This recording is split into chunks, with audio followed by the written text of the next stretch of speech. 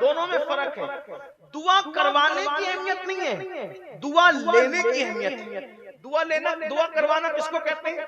मियां से कहा हजरत दुआ कर दे, ये दुआ करवाना। अम्मी दुआ कर दो, दुआ करवाना। अब्बा दुआ कर दो, दुआ करवाना। पीर साहब दुआ कर दो, दुआ करवाना। ये दुआ करवाना, इसकी अहमियत नहीं है। दुआ लेना यानी उनके साथ ऐसा काम कर जाना कि तुम गुजारिश न करो दुआ करने की, उनके दिल से निकल जाए, चाहे तेरा काम हो जाए। ये बहुत कीमती है। इस्लाम में दुआ लेने की अहमियत है। जितने भी बड़े बड़े बने हैं सब दुआ लेने की वजह से बड़े बने हैं, दुआ करवाने की वजह से। आज हम दुआ करवा रहे, दुआ ले नहीं रहे। दुआ लेने का तरीका, मिसाल के तौर पर अब्बा के पैर दबा दो, थक गए, अब्बा के पैर, अब पैर दबा दिए, उनको राहत मिले, दिल से दुआ निकलेगी, जा अल्लाह तेरे काम आसान। ये दुआ लेना है। आइए, दुआ जो ली जाती है ना उसकी क्या बरकत है। मुझे बहुत खूबसूरत बात याद आई। आइए उस तरफ चलते हैं। दुआ लेने की क्या बरकत है। हाय हाय हाय। और वो भी माँ बाप की दुआ।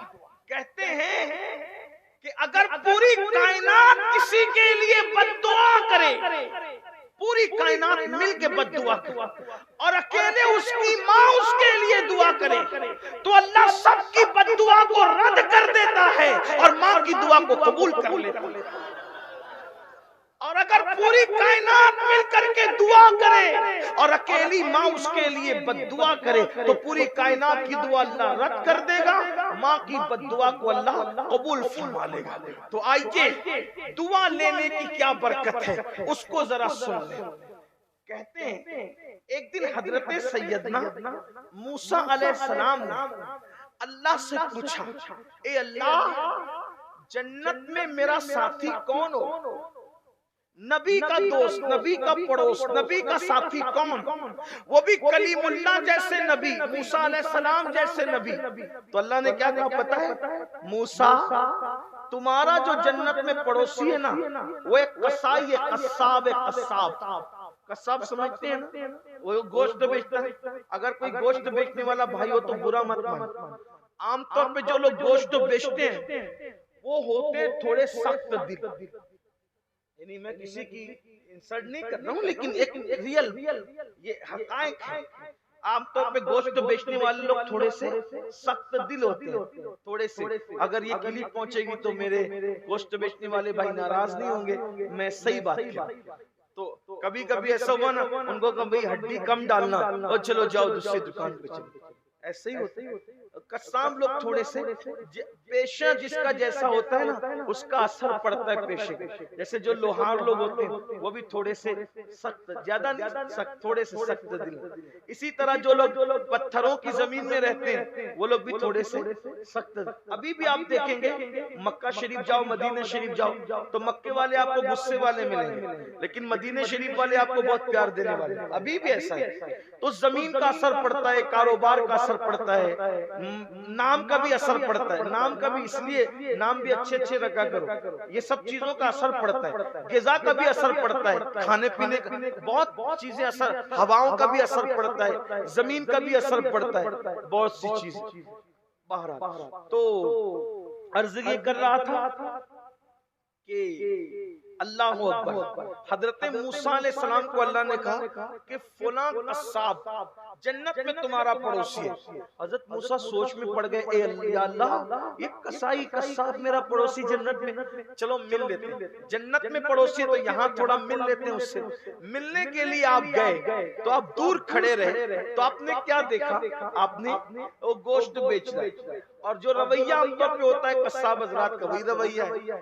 तो जब उसका गोश्त बिक गया तो अल्लाह के पैगंबर हजरत मूसा अलैहिस्सलाम उसके पास गए और जाने के बाद कहा, मेरे भाई, मैं तेरा मेहमान बनना चाहता हूं, तेरे घर मेहमान बनना चाहता हूं। उसने कहा ठीक है, ए अजनबी मुसाफिर, चलो मेहमान बन जाओ, चलो मेहमान बनो, मेरे घर चल के मेहमान बन जाओ। अल्लाह अकबर। जब वो मेहमान बनाकर हजरत मूसा अलैहिस्सलाम को लेके, पहचानता नहीं था कि ये मूसा अलैहिस्सलाम, तो घर ले गया और घर ले जाने के बाद उसने जल्दी से गोश्त पकाया और पकाने के बाद रोटियां टुकड़े किए और टोकरे रखे थे।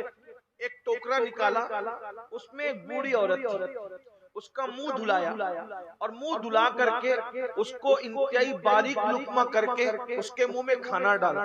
तो जब वो बूढ़ी औरत खाना खा रही थी तो उसके हाथ उठा के वो दुआ दे रही थी, अल्लाह मेरा बेटा मेरी बड़ी खिदमत करता है, तो इस खिदमत के बदले में इसको जन्नत में मूसा अलैहिस्सलाम का पड़ोसी बना देना। तो हज़रत मूसा अलैहिस्सलाम समझ गए इसका कोई कमाल नहीं है, असल में ये माँ की दुआ की बरकत है कि इसका अमल कुछ भी है लेकिन माँ की दुआ की बरकत ने इसको मूसा अलैहिस्सलाम का जन्नत में पड़ोसी बना दिया। आप गौर करें मेरे भाइयों, आजकल बच्चे जिद करते हैं, नहीं नहीं हम आपकी बात नहीं मानेंगे, यही करना पड़ेगा। मैं लोगों को कहता हूँ मेरे भाइयों, अगर माँ बाप के कहने पर नुकसान उठाना पड़े तो उठा लो। पहली बात तो अगर वो कोई बात कहते हैं उन्हें समझाओ, वो मानते हैं तो ठीक है, अगर नहीं मानते हैं तो उनको राजी करने की कोशिश करो, फिर भी नहीं मानते तो चले आप वो काम छोड़ दे, कितना भी कीमती हो छोड़ दे वो काम ना करें। अल्लाह आपको नुकसान नहीं होने देगा, अल्लाह आपको उसका बदल अता करेगा। देखिए मैं आपको एक बात बताता हूँ, अल्लाह अकबर, किस कदर माँ बाप की फरमाबरदारी का इनाम है, एहसान है, करम है। हमारे महाराष्ट्र में बहुत बड़ा शहर है, सभी जानते हैं, मुंबई, बॉम्बे भी लोग उसको कहते हैं। मुंबई में एक बहुत बड़े वली का मजार है, कुतुब कोकन हजरत सैयदी मखदूम माहिमी रहमतुल्लाह अलैह, बहुत बड़े बुजुर्ग हैं। वो सिर्फ माँ की दुआ से वली बने, माँ की दुआ से। कैसे? आपकी अम्मी ने आपसे कहा था बेटा मुझे पानी पिलाओ। अब आजकल के दौर की तरह तो बहुत सहूलियत नहीं थी ना उस दौर में, सदियों पहले की बात। बेटा नन्हे से बच्चे, बेटा पानी पिलाओ। आप घर में पानी नहीं था, पानी लाने के लिए दरिया पे गए रात के वक्त और पानी लेकर आए। जब पानी लेकर आए तो इतनी देर गुजर चुकी थी कि माँ सो गई तो रात भर पानी लेके माँ के सराहने खड़े रहे। जब माँ की आंख खुली तो माँ ने पूछा बेटा क्या कर रहे हो? अम्मी तुमने पानी मांगा था ना, घर में पानी नहीं था, दरिया पे लेने के लिए गया, उतनी देर में आप सो गई थी, तो बेटा पानी रख के सो जाते। माँ कैसे सो जाता? क्योंकि अगर तुम्हारी आंख खुलती और तुमको पानी की जरूरत पड़ती तो फिर तुम किसको पुकारती? इसलिए मैं तुम्हारी खातिर रात भर पानी लेकर के खड़ा रहा। जब ये बात कही मखदूम माहिमी ने तो माँ ने कहा मौला मेरे बेटे को तू अपना वली बना ले। बस ये माँ की दुआ की बरकत थी, अल्लाह ने उनको मकाम विलायत अता कर। ये है, और ये भी सुन ले, माँ की दुआ वली भी बनाती है और माँ की बद्दुआ इंसान को तबाह और बर्बाद भी करती है। माँ बाप की बद्दुआ से बचो। आज कितने लोग माँ बाप की दुआ ले रहे हैं, कितने लोगों के पास माँ बाप की दुआ है। आओ एक मर्तबा का वाकया है, एक अल्लाह के बहुत बड़े वली, उनको हज पे जाना था, हज करने जाना। तो क्या हुआ, उन्होंने अपनी माँ से कहा अम्मी मुझे हज के लिए जाना है, मैं हज के लिए जाना चाहता। तो उनकी माँ ने कहा बेटा तुम हज पहले कर चुके हो, अब मैं बूढ़ी हो गई हूँ, तुम मेरे इकलौते बेटे हो, अगर तुम हज को जाओगे तो मेरी खिदमत कौन करेगा? तुमने हज को नहीं जाना। माँ को ये हक है, बाप को ये हक है कि अगर औलाद नफली हज के लिए जाएं और वो मना करना चाहे तो मना कर सकते, और अगर माँ बाप मना कर दे नफली हज करने से तो आप नहीं जा सकते। बल्कि यहाँ तक आया अगर माँ बाप को पता है कि तुम नफिल नमाज पढ़ रहे हो और माँ बाप ने आवाज दी फुला इधर आओ, तो हमारे बुजुर्गों ने फरमाया नफिल नमाज छोड़कर माँ बाप की खिदमत करो, ये नफल पढ़ने से अफजल है। नफिल नमाज से अफजल माँ बाप की खिदमत करना है। मेरे भाइयों कहो, आज बेटियां माँ बाप का दिल तोड़ रही है, बेटे माँ बाप का दिल तोड़ रहे हैं, बल्कि अब की बेटियां तो ऐसी हो गई और बेटे कि मुसलमान तो मुसलमान, जो इस्लाम के मुनकिर है उनसे भी शादियां हो रही है। बाप मना रहा है, ऐसी ऐसी वीडियोज आती है, बाप जो है वो पुलिस स्टेशन में बैठ के बेटी को कहता है मेरी बेटी घर तो चल, कुछ फैसला कर लेंगे, तो वो कहती है नहीं मैंने फैसला कर लिया है, अब मैं तुम्हारे साथ नहीं आऊंगी। बहुत सारी जालिम बेटियां तो ऐसी देखी गई, वो साफ कहती है कि ये मेरे माँ बाप ही नहीं है, कहाँ हो। हालांकि यहाँ की बेटियां ऐसी नहीं होगी, यहाँ के बेटे ऐसे नहीं होंगे, लेकिन ये चल रहा है पूरी दुनिया में। पसंद की शादी के चक्कर में लोग माँ बाप का इनकार कर देते हैं। उनका याद रखना, माँ बाप को छोड़कर जब सजदे तुम्हारे काम नहीं आ सकते तो शौहर तुम्हारे क्या काम आ सकता है। इसलिए पसंद की शादियों के चक्कर से निकलो और सोचो कि माँ बाप पसंद करेंगे, माँ बाप की पसंद के बाद हम पसंद करेंगे, उसमें बरकत रहेगी, रहमत रहेगी। अल्लाह अकबर। तो अर्ज ये कर रहा था, बात में खत्म करने चला था, सर्दी का भी कड़ाके की सर्दी का मौसम है, फिर आपको नफले भी पढ़नी होगी घर जा करके, इसलिए कि शबे मेराज है, कुछ इबादत भी करनी होगी। तो मैं बात को समेट रहा हूँ, लेकिन बात याद आ गई और आप बहुत अच्छे से सुन रहे हैं, तो मैं अर्ज करने की हिम्मत कर रहा हूँ, वरना शुरू में तो मेरी हिम्मत ही नहीं हो रही थी कि बयान कैसे होगा, जो अफरा तफरी का माहौल था, लेकिन बहुत अच्छे लोग हैं, बहुत अच्छे से सुन रहे हैं। तो उस वली ने कहा अम्मी मुझे हज को जाना, उन्होंने कहा बेटा नहीं जाने। उन्होंने सोचा, दिल में ख्याल है कि भाई मैं तो हज ही को जा रहा हूँ, कोई नाजायज हराम काम करने थोड़ी जा रहा हूँ, हज को जा रहा हूँ। माँ के मना करने के बाद भी वो निकल गए हज के लिए। वली हज के लिए निकल गए। रात हुई, माँ को जरूरत पड़ी, माँ ने बोला बेटा फला कहाँ हो? भाई आप वली बन जाए, कुतुब बन जाए, आलिम बन जाए, खतीब बन जाए, कुछ भी बन जाए, माँ बाप के लिए तो आप बेटे ही हो, बच्चे ही हो।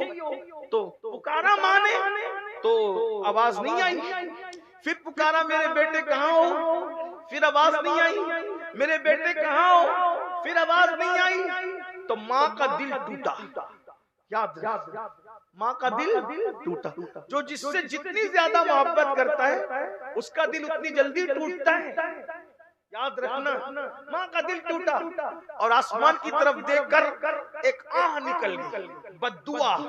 क्या? अल्लाह मेरी नाफरमानी करके हज को गया है, काबे तक पहुंचने न पाए। अल्लाह, यूं तो किसी की बद्दुआ नहीं लेना चाहिए।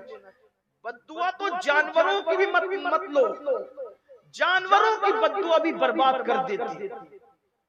जानवर की बद्दुआ भी मत लो, लेकिन माँ बाप की बद्दुआ तो बहुत खतरनाक है। कुछ लोग ऐसे जिनकी बद्दुआ नहीं लेना चाहिए। नंबर 1 माँ बाप, नंबर 2 वली, नंबर 3 उलमा, नंबर 4 यतीम, नंबर 5 बीवी, नंबर 6 जानवर। इनकी बद्दुआ नहीं लेना चाहिए। हदीस पाक है, जब यतीम रोता है तो अल्लाह का अर्श भी कांपने लगता है। यतीम को मत रुलाना कभी, उसकी बद्दुआ मत लेना। यतीम रोता है तो अल्लाह का अर्श कांपता है। बीवी पे जुल्म करते हो अगर उसकी बद्दुआ लेते हो, बहुत खतरनाक है बीवी की बद्दुआ, इसलिए कि वो सबको छोड़ के तुम्हारे साथ आती है। तुम किसी और से दिल लगाओगे, राब्ता कर लोगे, उसको धोखा दे दोगे, बद्दुआ लगती है। कुछ लोग तो जिंदगी गुजारते, 2-3 बच्चे पैदा हो जाते हैं, बीवी में दिलचस्पी नहीं रहती तो नाजायज हराम काम में पड़ जाते हैं, दूसरों से अफेयर कर लेते हैं। ये हक तलफी है, बद्दुआ है। बीवी बद्दुआ दे न दे, जब वो तन्हाई में करवटें बदलती है तो उसकी करवट की बद्दुआ उसके शौहर को लगती है। लोग कहते हैं ना मेरा कारोबार ठप पड़ गया, उल्टी गिनती शुरू होगी। उल्टी गिनती किसी की शुरू नहीं होती जब तक के बद्दुआ नहीं लगती। किसी की बद्दुआ मत लेना, कभी बद्दुआ से बचना। अल्लाह के रसूल अलैहिस्सलाम फरमाते मजलूम की बद्दुआ से बचो, क्योंकि अल्लाह और मजलूम की बद्दुआ के दरमियान कोई पर्दा नहीं होता। किसी पे जुल्म मत करो। कुछ लोग तो ये भी करते हैं, ऐन जवानी में 2-3 बच्चों के बाद तलाक दे देते, तलाक देते और अपने आप को बहुत बड़ा मर्द समझते हैं। तलाक देने वालों, किसी की जिंदगी से खेलने वालों। आजकल के मर्द कहते हैं औरत क्या चीज है, वो तो पैर की जूती है, एक ढूंढेंगे हजारों मिल जाएगी, हजारों मिल जाएगी, मगर सुन लो, किसी की जिंदगी की खुशी छीनने वालों, अगर तुम किसी की जिंदगी की खुशी छीनोगे, अल्लाह ना दुनिया में खुशी देगा ना आखिरत में। ये तो इस्लाम है, इस्लाम। अल्लाह के रसूल अलैहिस्सलाम के गुलामों, यहां तक हदीस पाक में आया है, अगर तुमने किसी चिड़िया की जिंदगी से भी खेला तो अल्लाह तुम्हारी पहाड़ों जैसी नेकियों को बर्बाद करके तुम्हें जहन्नम में डाल देगा।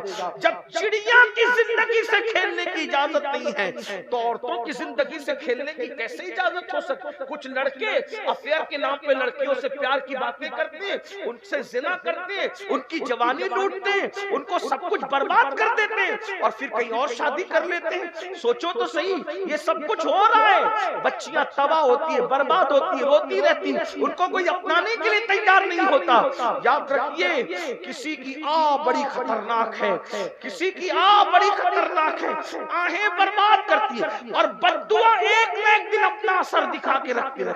दुआ भी असर दिखाती है और बद्दुआ भी असर दिखाती है।